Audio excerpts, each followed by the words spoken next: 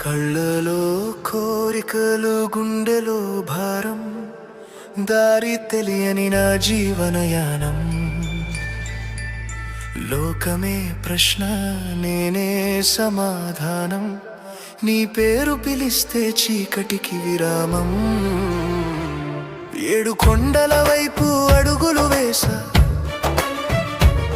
ఏ నమ్మకమో నన్ను నడిపే శ్వాసగా